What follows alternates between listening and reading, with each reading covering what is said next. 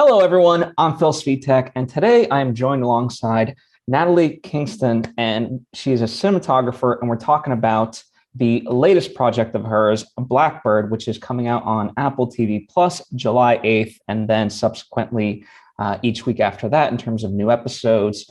So there's a lot to talk about, but I would like to steal a question from one of my favorite podcasts, the Team Deacons podcast, which is Roger Deakins and his partner James. Roger Deakins, legendary cinematographer, and though it might be a banal question, it always leads to great answers and off there. So, how did you get to where you are today? Like, did you always want to be a cinematographer, or did you kind of stumble into it? Yeah, so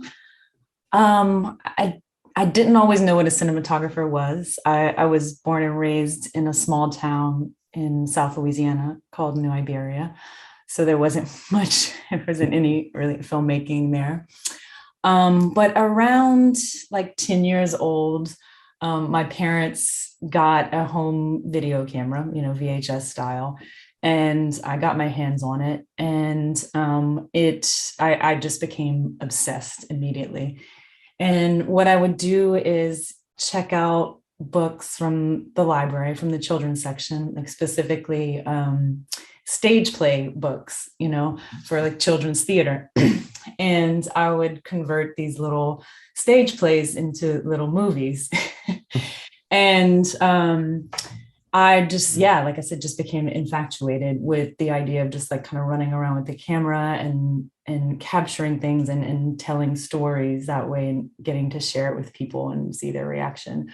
So, even at that time, of course, I didn't know what a cinematographer was, but the idea of production or working behind the camera in some capacity stuck with me.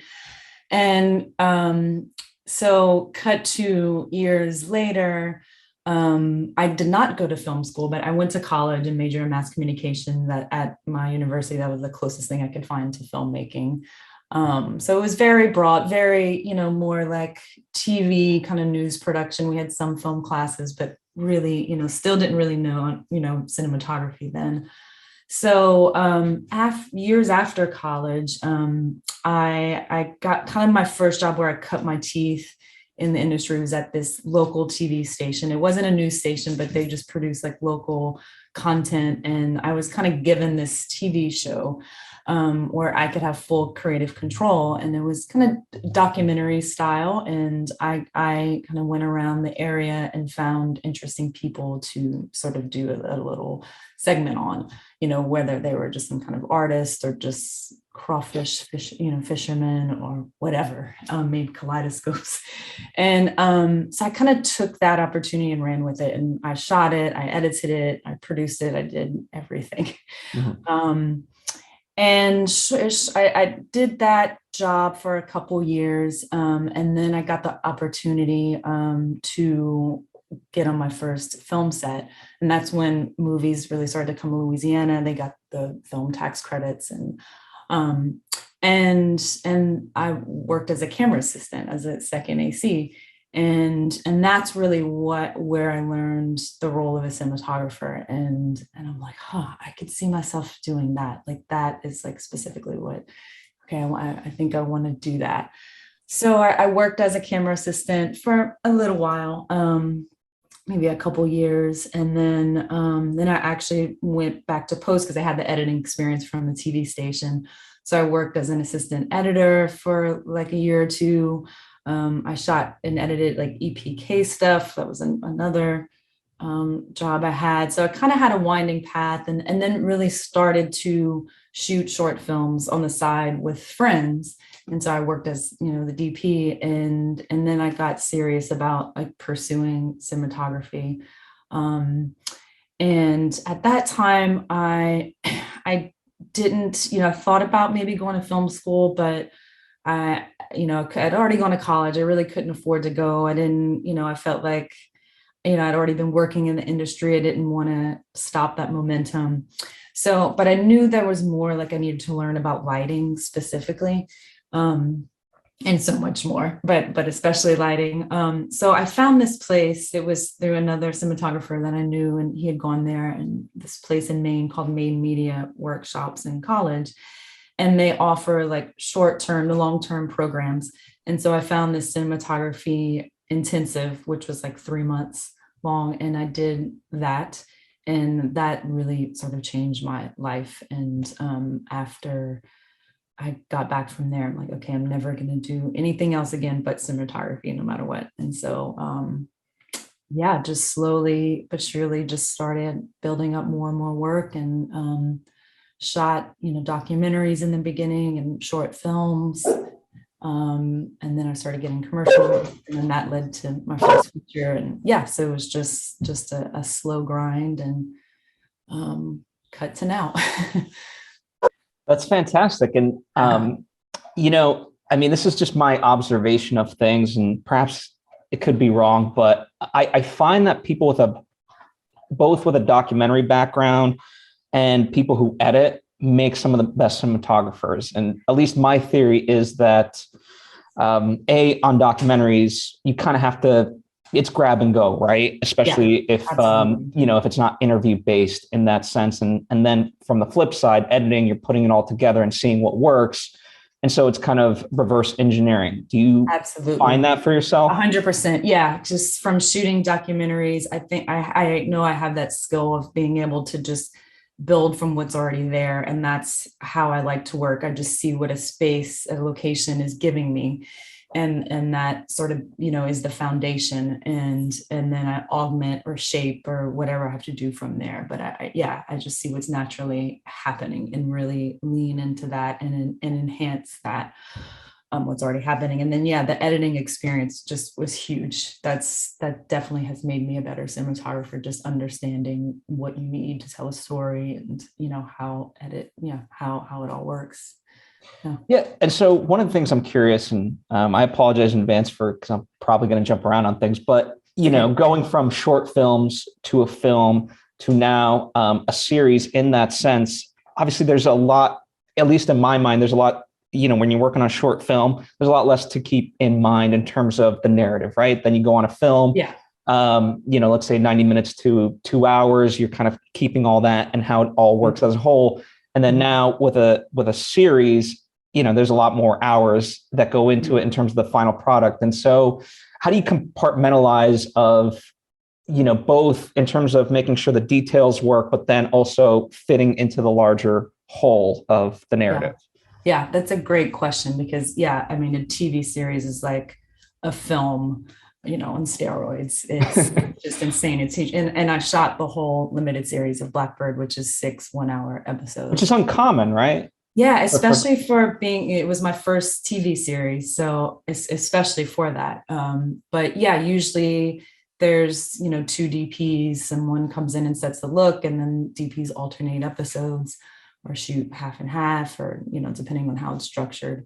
Um, but yeah, it's pretty rare. And I was so grateful for that opportunity for my first one, to be able to create the look and maintain it, and be, the singular perspective in terms of the visuals. So yeah, to keep it, you have to be super, super organized, which I am. And Sorry, does that include storyboards, or like how did you, or yeah, I think just it, overall lookbooks? yeah, all of that really, from prep and, breaking down a script scene by scene, and, knowing the purpose and the function of each scene, and where the characters are emotionally, how that all arcs from within each episode to, throughout the whole series. And then how the visual language evolves. And so, yeah, that's just, from those script breakdowns to meticulous notes and lookbooks on the visual language and the cinematography, references, specific references for, specific locations, or whatever, points in the story.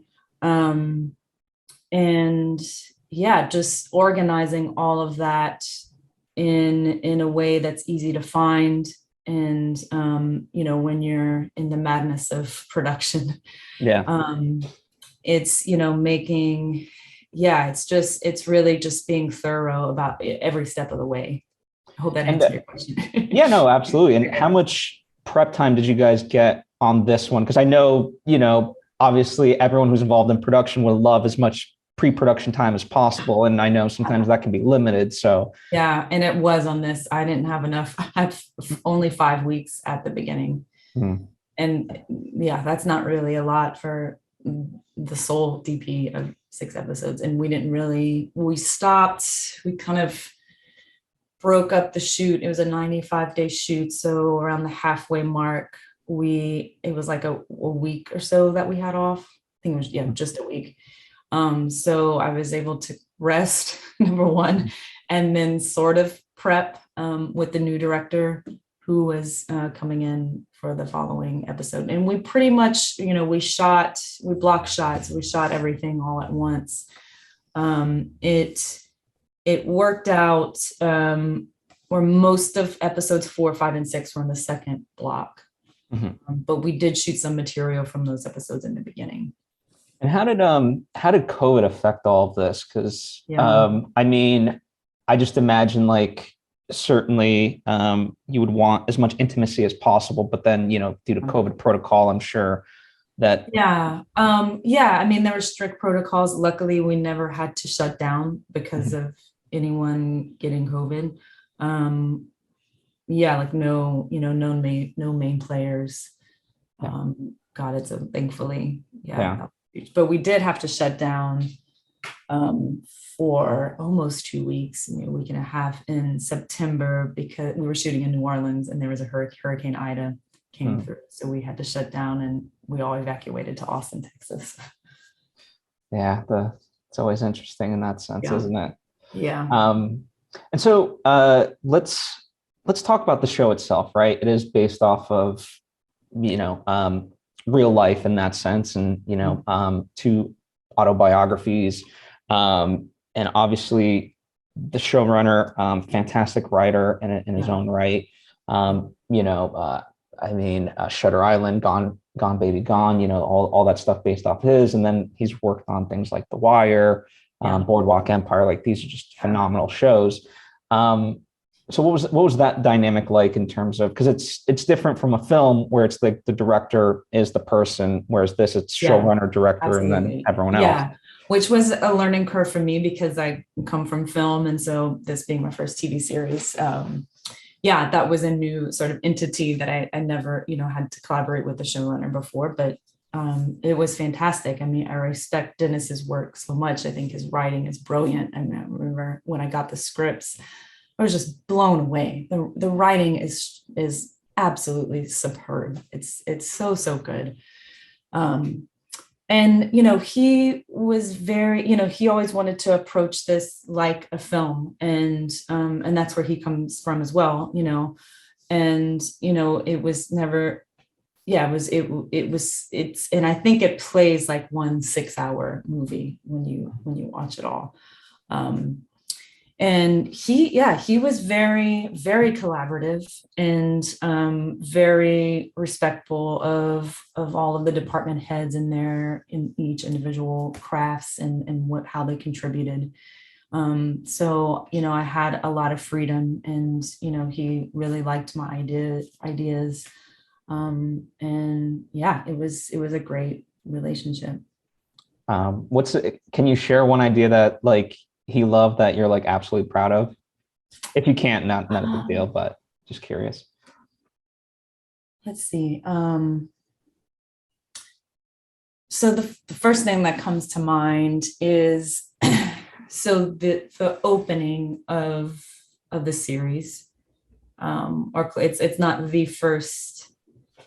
Well, I don't want to spoil too much. It's in the beginning of episode 1, and Gotcha. then it also like comes back later in that episode, and one of the shots is in the trailer, but it's of Jessica. It's a scene that we shot of Jessica Roach, one of the victims, and it's a main victim in the story, and it's her riding her bike in a cornfield, and this is where she was abducted and killed. So it's sort of like an impressionistic flashback. And so we were slated to shoot that on day 3 of the schedule. And it was an insane day with just a lot of things. So we never got to it. We had some other shots of her for other scenes that we got that day, but never got those, what was supposed to be like the opening of the series in these really, the specific way that we wanted to shoot it, like on a techno crane and, following behind her and rising up on the crane. And then we didn't get it. We were supposed to have it was supposed to be in beautiful sunset light, and we never got that day either. So even if we would have shot it, it wouldn't have been right for what we intended. So that kept getting punted to the end, throughout the schedule. And it's like, okay, maybe we'll shoot on this day. And then the problem was that location was like an hour and a half from the city, like where our other main locations were. So it could never quite fit in the puzzle, so it kept getting pushed. And they were editing as we were shooting. So there were rough cuts of the episodes. And on one, they just used some of the other footage that we had shot of her on the bike as a placeholder. And it worked, it worked, but it wasn't powerful enough, like as I knew it could be, if we were to have shot it the way we intended. So so it was finally like positioned to shoot sometime in the last week, around day 94 or 5. And so I just kept, come the last week, I just kept, being vocal about it and fighting to get that, because I knew how important, how powerful it would be. So I'm glad that I kept fighting for it. So we finally made it happen. We went all the way out there on day 95, our last day.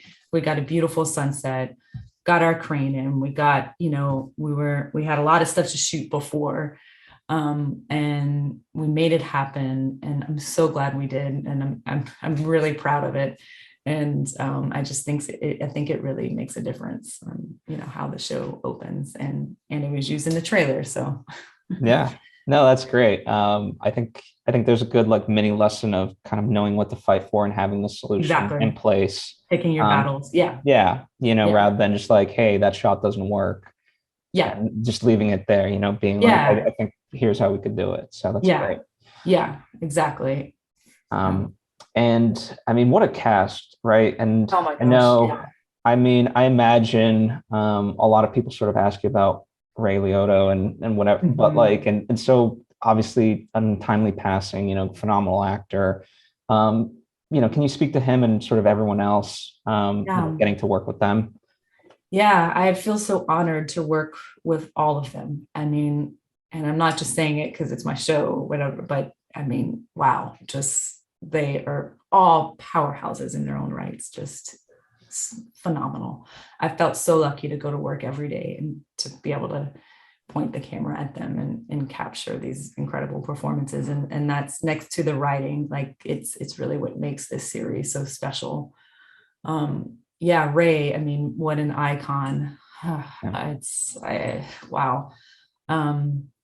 Yeah, at first he can come off as intimidating, but he's not at all. He's so warm and so gentle inside, and he's no bullshit either. He just says what he means what he says, and I love that about people in general. And he's very inquisitive on set. He loves to just be a part of the filmmaking. And, when it's time for actors to go to their trailers or whatever, while we're lighting, he usually stayed on set and would just be a part of the crew and ask questions. And, oh, what diffusion are you putting here? Okay, what is this? Okay, I see what you're doing here. Oh, great. And he just loves the process of filmmaking. And you could tell his just passion is just infectious.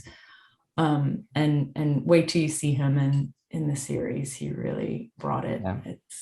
Was there anything that, as you're sort of watching the performances, at least early on, where you're like, ooh, you know what, seeing this makes me want to adjust a couple of things and do this shot specifically or something like that, whether an overall look or just... Oh yeah, that happened many times. I'm trying to think of something specifically, but yeah, just certain things, that they would do if they would, maybe their blocking would sort of change from what we had imagined it would be. And then of course that would lead to another type of shot, which was, always better. Yeah. Um, yeah, there was like one time in the woodshop prison, um, that I don't even know how it happened, but I don't even think this was a planned shot, but Paul just went like in front of this window and it's raining outside and it's nighttime and he's in silhouette and we just kind of like improv that shot, and I'm like, oh, what if there's lightning? And so we just program some lightning and sky panels, and like it's just, that's in the trailer as well. um and it kind of became an iconic shot for the series. But yeah, there were many moments like that, especially like within the cells, specifically like in our hero cell block. um just there's not a lot of space obviously to move around. We had so many scenes with two people in one cell, so we would have an idea of how we're covering each scene, but like a lot of that came together organically, just because it's like you can't really calculate exactly how you're going to fit the camera in there and block, and how they also have, the characters also have to move around at the same time, and it gets really tricky in there. But I think we ended up shooting every single angle in that cell. And it's a real prison, by the way. It's not operating anymore. It shut down after Katrina, but so it wasn't like we were on a set. So I couldn't really fly out walls. We had a small, like, I don't know, 4x5 portal in one of the walls. That was sort of a big deal to remove. So we'd really have to be strategic about it. So it wasn't just like a wild wall. Okay, let's fly out the wall, it was a big deal. So we could sometimes shoot through that. But yeah, I think it gave a level of realness, authenticity to it. And so speaking to like I'm just kind of reminded of Shawshank Redemption. Like Roger Mhm. talks a lot about working with production designers to, implement lights as part of the production design. Yeah. Was that Yeah. like a technique you guys Oh lean, yeah. especially given the space? Yeah, exactly. Yeah, totally. There it was, so the Springfield prison, our main prison, we shoot three prisons in this series, but our main one um was the real prison, and well, two of the locations were real. But yeah, so this one had a lot of fluorescent lighting that was already there, right, kind of, it would split two cells on the outside, one fixture, and I didn't really have control of each individual fixture, which was very hard. Because you would turn, the way they were circuited, they weren't broken up that way, so it was either all on or all off, which is very very hard Yeah. in, to control. So what we ended up doing is cutting out ND gels the same exact size of those fixtures, and then also black foam core and diffusion, and there were magnets on them, so we could just easily put those up if I wanted to black out some completely or just slow some down, dim down the light, because I couldn't dim them down either. And it was all the bulbs had been already changed out, so at least they're the same color temperature. But they were, because it's a prison, all the fixtures are like bolted shut, so it's, to change out bulbs is just a nightmare. I mean, it's just not practical. There's just not time for that. So that was our solution. And then the art department added a little lamp, a tungsten lamp that would, fit a household bulb inside each cell. And then there was already, it's like a 4 foot long by 6 inch wide sliver of a window that was in each cell. So I pushed light through that with HMIs. So that was our daylight look. But yeah, and so I would just augment as necessary, just depending on the scene, either augmenting that, tungsten lamp, like augmenting daylight, or augmenting and shaping and controlling the fluorescent lighting. And then there were a lot of, because our series is sort of divided between the prison world and the detective side. So there's a lot of offices on the detective side. So I spent a lot of time collaborating with the production designer, Charisse Cardenas, about, practicals and fluorescent lighting in the offices as well. Yeah. Yeah. No, that's great. And I can only imagine all the things you guys did. I mean, I think in particular, I think it's shameless, not shapeless for me, where it had such unique angles, right? And the use of like negative space Mm. and even like, I don't know, I think too, like, I don't know if this is the correct term, but like choking out a character where like they're looking to the left, let's say, and normally would frame them more on the right Oh, side, but they're yeah. Short sighting. yeah. And Yeah. so um yeah, so I just want to kind of compliment you. There's not really a question there, but I Oh, love thank your you. kind of creativity with the angles because you think of prison, you think of office, and I don't know. I've seen other work where it's just like standard and whatnot, and I just even seeing the trailer for Blackbird, it just looks so different and vibrant. Oh, thank you. Yeah. And it was also, Blackbird's also a period piece. It's all takes place in the 90s. So it was about Which is funny to creating. say, right? The Yeah, 90s. I know that now that's period. I know, it makes you feel a little old. But which was really cool because I think it just added this like special layer of, I don't know, I saw it as like grittiness, and it was just, it's unique too. And so that was important to me to just ground the viewers in the time period that they were supposed to be in. So Yeah. hopefully it comes off. And how did you guys approach? Because Paul, who plays Larry, he straddles that line between like, is he just kind of psychotic or is he Yeah. sort of not? Yeah. And where's Yeah. that line? And so, how did you guys approach that from a cinematography standpoint to, push the viewer or not in one way or another? Yeah. I mean, my goal is never to be manipulative with the cinematography, and I never, it was only to really enhance the performances and never to distract. So I didn't really do anything specifically. That was really all in the performance, you Mhm. know. So I didn't have to do anything.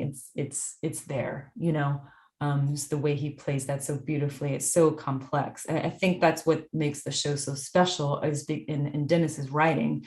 It's not black and white. This is all about the complexities and the gray areas of misogyny and the different levels of misogyny, and um and how, and it's just an examination of that, and how when Jimmy meets Larry becomes a mirror and to Jimmy and of his own life and his own misogynistic ways. Yeah, and those are my favorite stories. And I was reading IndieWire kind of talked about it, how in a way it's almost starts off in defining like genre conventions where it is black and white, but Yeah. very Yeah. quickly it unnerves you. And Yeah. I love that because yeah, it gives you kind of an easier entry point, but then just pulls out the rug underneath you. Exactly. And yeah, I think that is what's unique about this is you think it's going to be all the true crime cliches, but it's so far from on the nose. It's so nuanced. Yeah, yeah, absolutely. And how did you become involved? You mentioned you had 5 weeks of prep time, but did you kind of know about the show in advance in terms of your No, involvement with it it? it kind of came out of nowhere, like sort of last minute, when you get the call, like out of nowhere, my agent sent me the scripts and it's like, okay. And I was like on a plane the very next week.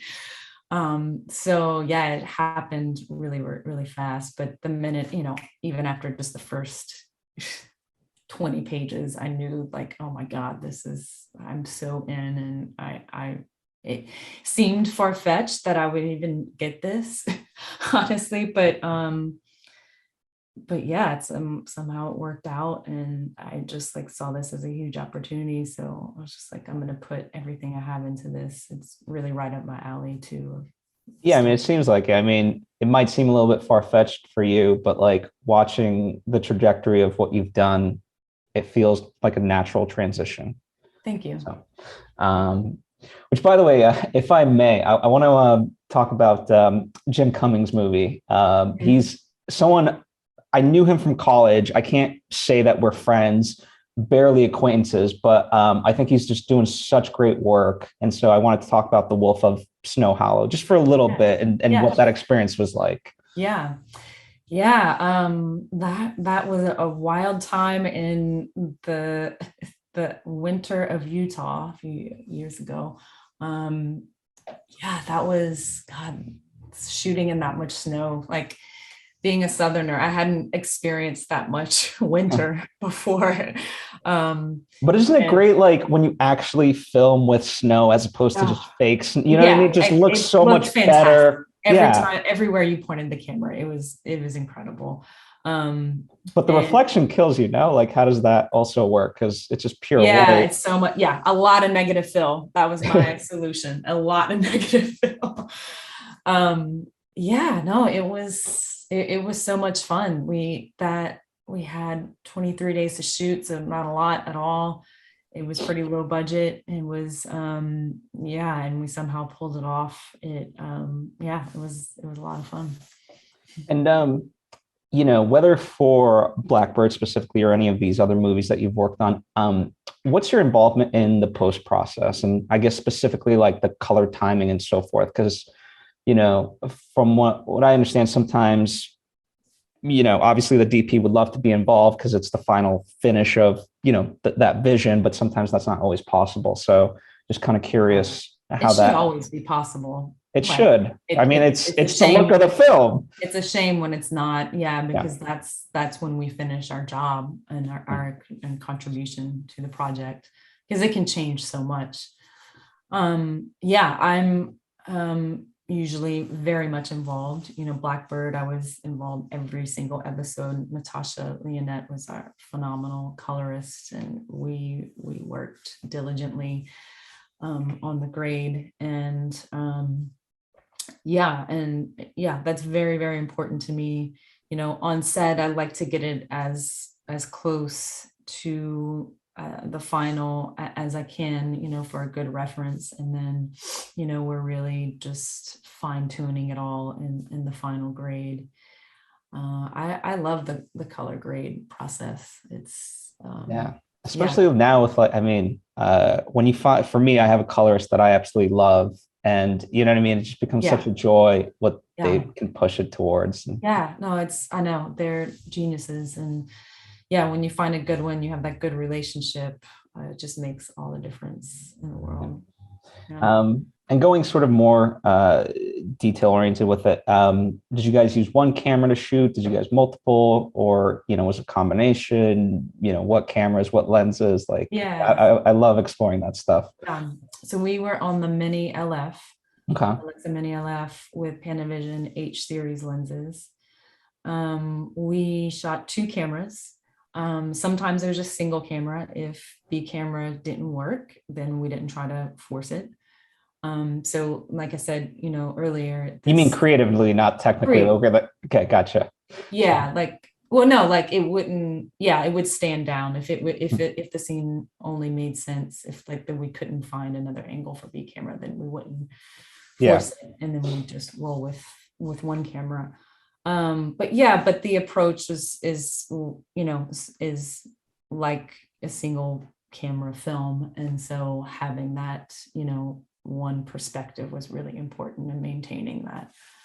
um yeah, it's pretty much sums it up. Awesome. Yeah, no, I'm just, like I said, I'm a nerd for that stuff. So I always enjoy talking the nitty gritty of it all. And Yeah, um, I imagine, I forget who said it, but they were like, when they started their career, they always shot with two cameras. I think it was, I'm blanking on his name, but the cinematographer who did George Miller's Mad Max Fury Road. And they were mhm. saying editors love him because he always shoots two cameras and it's the easiest thing in the world to edit. Yeah, yeah. I mean, I think it depends on what the film is, and yeah, what and every director is different too. Like some prefer one camera, and some have to have two or three or four. Yeah. But I prefer single camera. But in TV, it's hard to get away with like really just shooting one camera, because the studio and the showrunner, people want you to use two cameras, and just because of the schedule, it does save time. But Yeah. but finding a way to be intentional about it is key. So did that, for lack of a better word, force you to be more behind the monitors versus like, do you, on a single cam shoot, ideally do you like to like be behind the viewfinder sort of thing? Yeah, so I always operate. This was the first time I didn't, because it's 2 cameras, and just because of the scale of the show, it was just too big of an operation for me to be operating.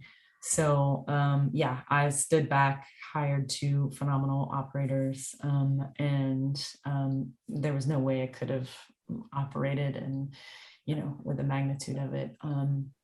Yeah, and so that, yeah, they were great, and it was a challenge for me, and especially in the beginning, it was like really hard of like, okay, where do I stand when we're rolling, because I'm just so used to being like at the camera. And yeah, I mean, I miss operating, and I won't ever give that up, but in these situations you kind of have to. Yeah. Yeah, no, I get that. I mean, it's in a way, I maybe I'm wrong about this, but I imagine that it also kind of forces you to solidify your vision because you have to communicate it Yeah. because you're not the Yeah. one actually holding it. Yeah. Is that Yeah. correct to say? Yeah. Yeah, for sure. Absolutely. Yeah. Cool. Well, is there anything that about the show itself or just the experience of it that you would like to share with audiences out there? Yeah, just check it out. July 8th, we're dropping the first 2 episodes. Yeah, which you said already. But yeah, no, I don't think so. You did a good job covering it. Well, thank you. Thank you. And for more information and to keep up with kind of everything, certainly there's the website, nataliekingston.com. But anything else that you want to promote for yourself? I think that, yeah, I'm on Instagram. It's just my name. Yeah, it would mean the world if you watch Blackbird. So yeah, check it out. Awesome.